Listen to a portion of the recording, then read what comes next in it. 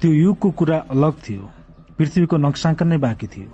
कूटनीति र युद्ध कौशलले सकजतिको साम्राज्य फैलाउनु, विश्व नक्सामा आफ्नो साम्राज्यको विशाल फैलावट, इज्जत र शानको विषय थियो। यसको नेतृत्व गर्नु सजिलो थिएन भन्ने कुरा विश्वयुद्ध, अंग्रेज उपनिवेश विरुद्ध गरिएका लडाईँ, 2200-2400 राज्यको एकीकरण नतिजाले देखाएकै छन्। तर अब पृथ्वीको भागबण्डा लगभग सकिसकेको स्थिति छ। नक्सा फेरिने डर अब छैन। युद्धका स्वरूपहरू फेरिसकेका छन्।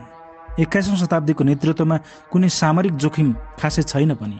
न जङ्गबहादुरले कोतपर्व गर्ला भन्ने डर, न अंग्रेजले आक्रमण गर्लान् भन्ने डर, न त देशभित्रैको अर्को राज्यले तरबार नचाउने डर।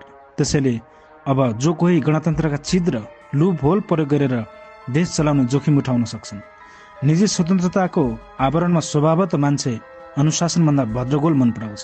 त्यसैले अधिकांशहरू सुव्यवस्था भन्दा पनि उत्ताउलो बुर्कुर्सीका लागि गणतन्त्र चाहन्छन्।